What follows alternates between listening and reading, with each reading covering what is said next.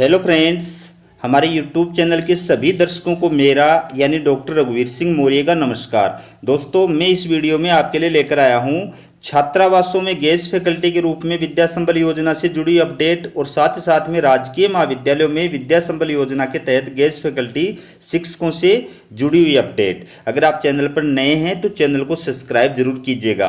चलिए वीडियो की शुरुआत करते हैं। सबसे पहले देखिए छात्रावास के अंदर और विद्या संबल योजना के तहत जो शिक्षक लगाए जाएंगे उनसे जुड़ी हुई अपडेट, ये आप देख सकते हैं। छात्रावास के विद्यार्थियों को मिलेगी गणित, विज्ञान, अंग्रेजी की कोचिंग। विद्या संबल योजना में गेस्ट फैकल्टी से लेंगे शिक्षक। पूरी न्यूज़ सुनिए। सामाजिक न्याय एवं अधिकारिता विभाग की ओर से संचालित राजकीय छात्रावासों में कक्षा 9वीं से 10वीं क्लास के विद्यार्थियों को कठिन विषयों की कोचिंग दी जाएगी, जिसके लिए विभाग ने विद्या संबल योजना में गेस्ट फैकल्टी पर रिटायर्ड शिक्षकों और निजी अभ्यर्थियों से आवेदन मांगे हैं। विभाग के उपनिदेशक LD पवार ने बताया कि जिले में 15 छात्रावास चल रहे हैं। इन छात्रावासों में रह रहे छात्रों को गणित, विज्ञान व अंग्रेजी विषय की कोचिंग दी जाएगी। ठीक है, जिसके लिए गेस्ट फैकल्टी पर अध्यापक लगाए जाएंगे। इच्छुक अध्यापक 3 दिन में अपने आवेदन दे सकेंगे। प्रत्येक छात्रावास के लिए 75,000 रुपये का बजट निर्धारित किया गया है।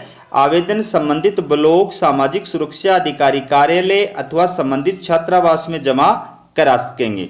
उन्होंने बताया कि यह व्यवस्था पूर्ण रूप से अस्थायी तथा शैक्षणिक सत्र 2023-24 के लिए होगी। संबंधित विषय में PG और BEd योग्यताधारी अभ्यर्थी आवेदन के पात्र होंगे। ठीक है, अब देखेंगे राजकीय महाविद्यालयों में विद्या संबल योजना के लिए जो आवेदन फॉर्म मांगे गए हैं उनसे जुड़ी अपडेट। ये कॉलेज है, देखिए आप। ठीक है, सवाई माधोपुर के अंदर इसके द्वारा ये विज्ञप्ति जारी की गई है 19 अगस्त 2023 को।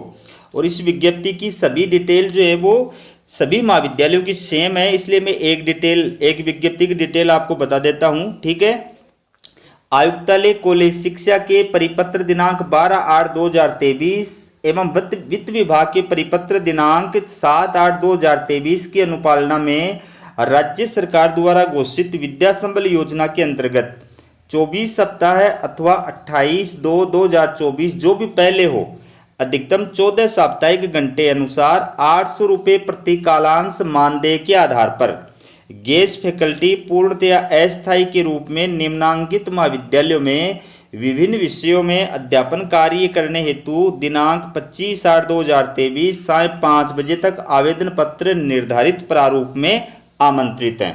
तो इसकी डिटेल में आपको बता देता हूं।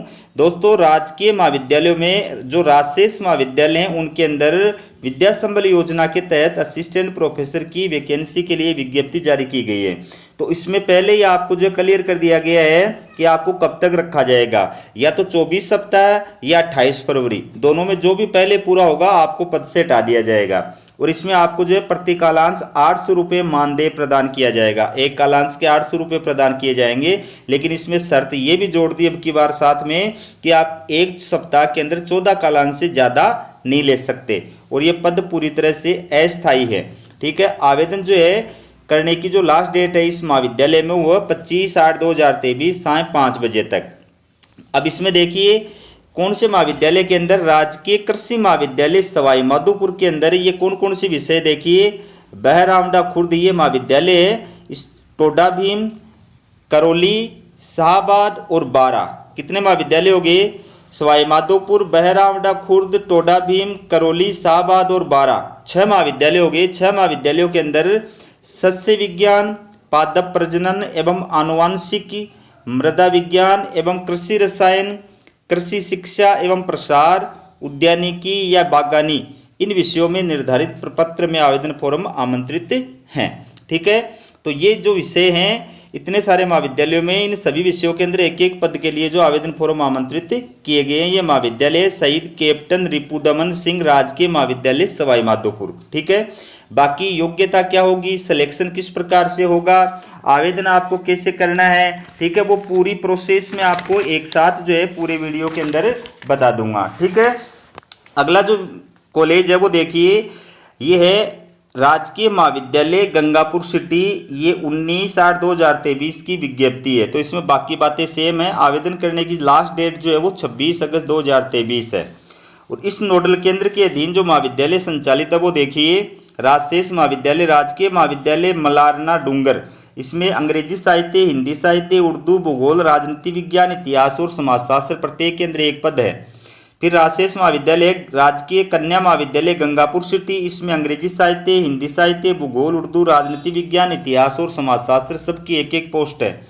फिर राजशेष महाविद्यालय राजकीय महाविद्यालय वजीरपुर, अंग्रेजी साहित्य, हिंदी साहित्य, संस्कृत, भूगोल, राजनीति विज्ञान, इतिहास और समाजशास्त्र सबकी एक एक पोस्ट है। अगला जो राजशेष महाविद्यालय है वो है राजकीय महाविद्यालय गंगापुर सिटी, इसमें भूगोल, उर्दू, इतिहास और हिंदी सबकी एक एक पोस्ट है। ठीक है, बाकी डिटेल सबकी एक साथ बताऊंगा आपको मैं। अगला महाविद्यालय है राजकीय महाविद्यालय प्रतापगढ़। ठीक है, 19/8/2023 की ये विज्ञप्ति जारी की गई है। तो इसमें देखिए आवेदन की जो लास्ट डेट है वो है 29/8/2023, साढ़े 4 बजे तक आप इसमें आवेदन कर सकते हैं। विज्ञापन की जो बातें हैं वो सभी सेम हैं। ठीक है, आप चाहे तो पढ़ना चाहें तो पढ़ भी सकते हैं। ठीक है, अब इसमें किन किन पदों के लिए आवेदन फॉर्म मांगे गए देखिए। भौतिक शास्त्र केंद्र एक पोस्ट है, वनस्पति शास्त्र केंद्र एक पोस्ट है, रसायन शास्त्र केंद्र एक पोस्ट है, प्राणी शास्त्र केंद्र एक पोस्ट है, गणित केंद्र एक पोस्ट है, कंप्यूटर विज्ञान केंद्र एक पोस्ट है, संस्कृत में एक पोस्ट है, गृह विज्ञान केंद्र एक पोस्ट है, और इसके बाद देखिए लोक प्रशासन के अंदर एक पोस्ट है, और चित्रकला के अंदर एक पोस्ट है। बाकी डिटेल में लास्ट में आपको एक साथ बताऊंगा। अगला जो महाविद्यालय है ये है राजकीय महाविद्यालय डूंगरपुर, श्री डूंगरगढ़ बीकानेर। इसके द्वारा ये विज्ञप्ति जारी की गई है। कुछ अभ्यर्थियों ने कमेंट किया था कि भी बीकानेर की विज्ञप्ति भी डालो, तो मैं ये विज्ञप्ति लेकर आया हूँ। ये देखिए आप, इसमें आवेदन की जो लास्ट डेट है वो है 28 अगस्त 2023। ठीक है, और इसके अधीन जो राजशेष महाविद्यालय वो है राजकीय महाविद्यालय मोमासर। इसमें इतिहास, हिंदी साहित्य, अंग्रेजी साहित्य, लोक प्रशासन, समाजशास्त्र, राजनीति विज्ञान, भूगोल, इन सब की एक एक पद के लिए जो आवेदन फॉर्म आमंत्रित किए गए हैं। ठीक है, अगला जो महाविद्यालय है ये देखिए मांगीलाल बागड़ी राजकीय महाविद्यालय नोखा बीकानेर। ठीक है, उसकी ये प्रेस विज्ञप्ति है। दोस्तों अगर कोई विज्ञप्ति रिपीट भी हो जाए ना तो वो मानवीय भूल है, कोई दिक्कत नहीं है, रिपीट भी हो जाए तो। इसमें आवेदन की लास्ट तारीख है 25 अगस्त 2023। तो इस नोडल केंद्र के अंदर जो राजशेष महाविद्यालय पहला है राजकीय कन्या महाविद्यालय नोखा, इसमें गृह विज्ञान, इतिहास, लोक प्रशासन और समाजशास्त्र सबकी एक एक पोस्ट है। दूसरा जो राजशेष महाविद्यालय इस नोडल केंद्र के अधीन वो है राजकीय महाविद्यालय जसरासर। इसमें अंग्रेजी साहित्य, हिंदी साहित्य, इतिहास, राजनीति विज्ञान, समाजशास्त्र, भूगोल और अर्थशास्त्र सबकी एक एक पोस्ट है। ठीक है, अगला जो आप देखिए दोस्तों, इसमें मैं आपको डिटेल से बता देता हूँ बातें जो है वो। सबसे पहली बात क्या है, सबसे पहली बात आवेदन फीस। तो दोस्तों आप किसी के लिए भी अप्लाई कर रहे हो, चाहे छात्रावास में कर रहे हो, चाहे आप राजशेष महाविद्यालय में अप्लाई कर रहे हो, कोई आवेदन फीस नहीं है, निःशुल्क है। फिर आवेदन प्रक्रिया, आपको क्या करना है, जिस भी नोडल केंद्र की विज्ञप्ति है उस नोडल केंद्र की ऑफिशियल वेबसाइट पर जाकर के आवेदन फॉर्म डाउनलोड करना है। आप चाहे तो आयुक्तालय कॉलेज शिक्षा की ऑफिशियल वेबसाइट से भी आवेदन फॉर्म डाउनलोड कर सकते हैं। आप चाहे तो मेरा जो है टेलीग्राम चैनल है जिसका नाम है जीके क्लासेज 1972, उसको सब्सक्राइब कर लीजिए। वहाँ पर आपको जो है आवेदन फॉर्म का PDF उपलब्ध हो जाएगा। ठीक है, जो आपकी इच्छा है वैसे कर लो।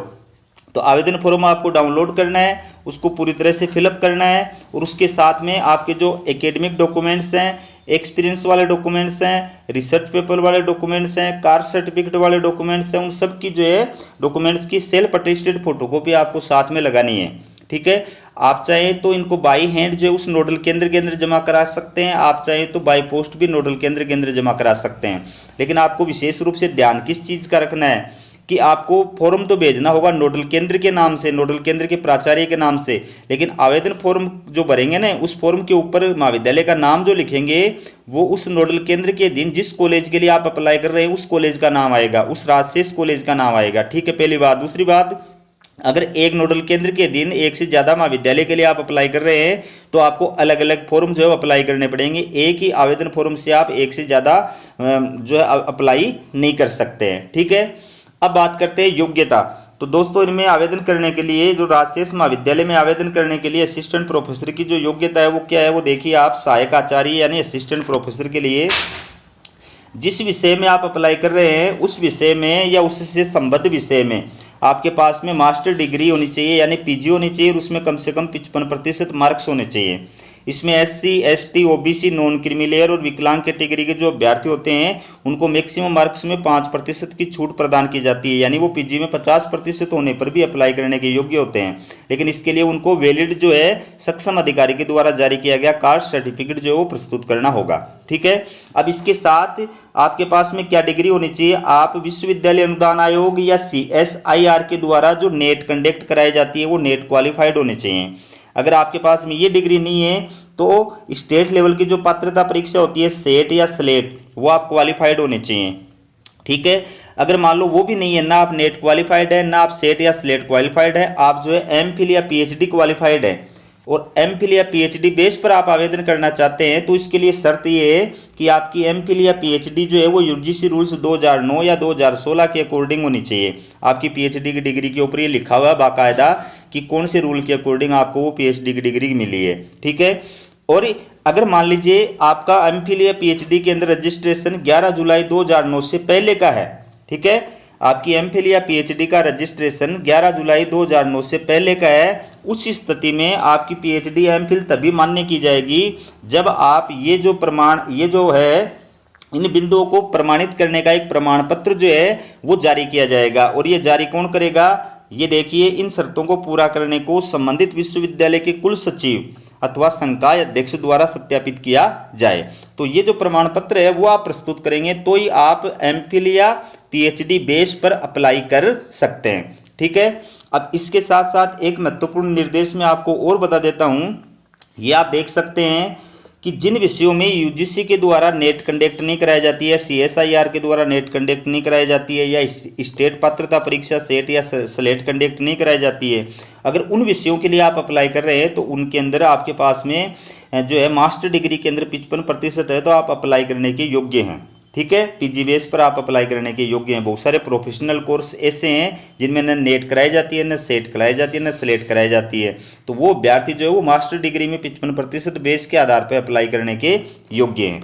ठीक है, अब देखिए बात करते हैं आपका सिलेक्शन कैसे होगा, सिलेक्शन प्रोसेस जो है वो क्या रहेगा। तो दोस्तों मैं आपको बता दूं कि विद्या संबल योजना के तहत ये जो भर्तियां निकल रही है इसमें सिलेक्शन जो होगा अभ्यर्थी का वो API स्कोर के आधार पे होगा और आपका जो API स्कोर तैयार किया जाएगा वो UGC रूल्स 2018 के अकॉर्डिंग ये जो तालिका दी गई है इसके आधार पे तैयार किया जाएगा।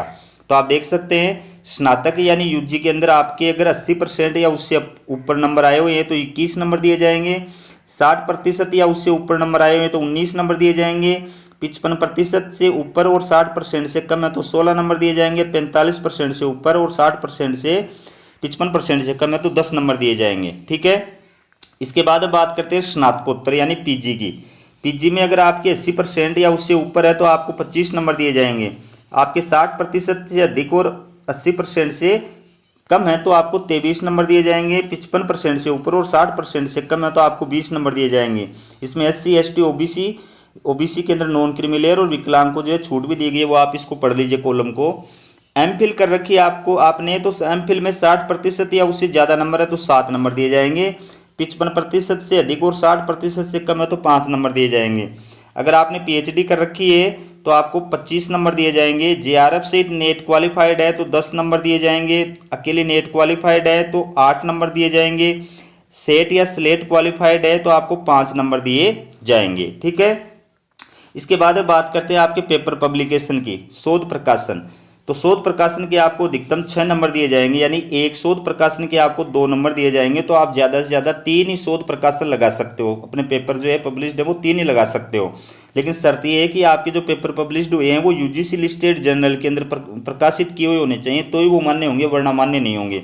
इसमें एक चीज़ आपको मैं और बता देता हूँ, आप जो पेपर पब्लिश लगाओगे अपने, तो जिस बुक के अंदर आपका पेपर पब्लिश्ड हुआ है उस बुक का पहला जो पन्ना है उसकी फोटोकॉपी प्लस जो सारणी दी गई है, जिस सारणी के अंदर आपका नाम है, लेखकों के रूप में आपका नाम है, उसकी फोटोकॉपी प्लस आपका पेपर है उसकी फोटोकॉपी, ये सब चीज़ें आपको जो है साथ में लगानी आवेदन फॉर्म के साथ में। ठीक है, अब है टीचिंग एक्सपीरियंस, आपको प्राइवेट कॉलेज के अंदर पढ़ाने का या कोई भी जो है इंस्टीट्यूट में पढ़ाने का अगर टीचिंग एक्सपीरियंस है तो अधिकतम आपको 10 नंबर दिए जाएंगे। 1 साल के आपको 2 नंबर दिए जाएंगे। 1 साल के टीचिंग एक्सपीरियंस के 2 नंबर दिए जाएंगे। इसका मतलब ये है कि आप 5 साल का टीचिंग एक्सपीरियंस जो है वो लगा सकते हैं।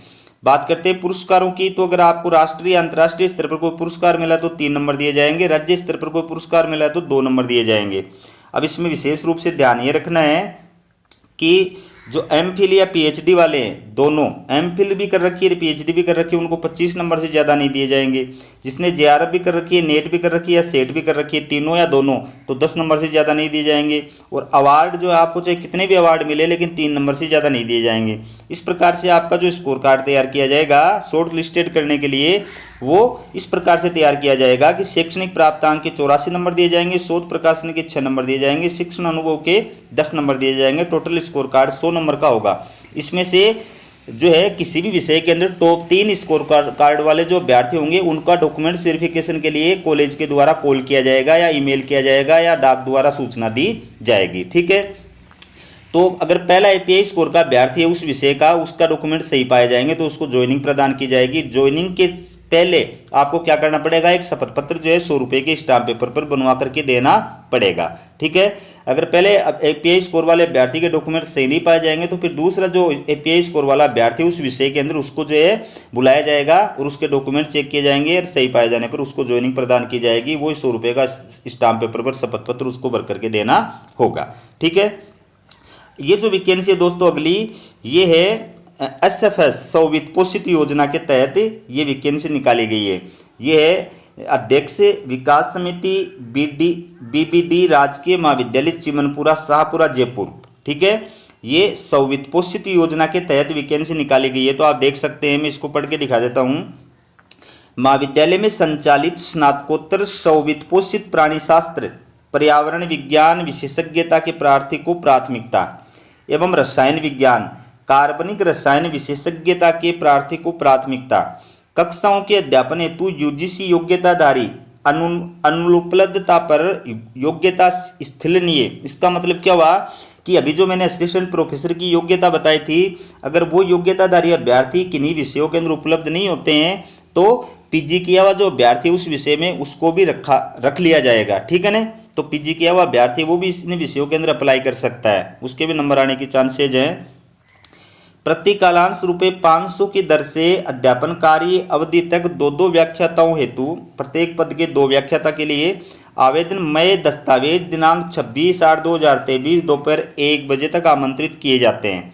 आवेदन दिनांक 28/8/2023 को दोपहर 2 बजे मूल दस्तावेजों के साथ साक्षात्कार हेतु उपस्थित होंगे। तो आवेदन की जो लास्ट डेट है वो 26/8/2023 दोपहर 1 बजे, और आपका जो डॉक्यूमेंट्स वेरिफिकेशन होगा वो क्या होगा 28/8/2023 दोपहर 2 बजे से। ठीक है, तो अगर आप अप्लाई करना चाहते हैं तो इसमें अप्लाई कर सकते हैं। ये जो महाविद्यालय का नाम है, इस महाविद्यालय की ऑफिशियल वेबसाइट से ये फॉर्म जो है डाउनलोड कर लो, सारे डॉक्यूमेंट जो अपने आप लगा करके, और आप इसको जो है ऑफलाइन आपको भेजना है। तो दोस्तों ये थी आपके लिए विद्या संबल योजना से जुड़ी लेटेस्ट अपडेट जो मैं आपके लिए लेकर आया हूँ। इसी प्रकार की लेटेस्ट अपडेट पाने के लिए हमारे चैनल को सब्सक्राइब जरूर कीजिएगा। हमारा वीडियो देखने के लिए आप सभी दोस्तों का बहुत बहुत धन्यवाद।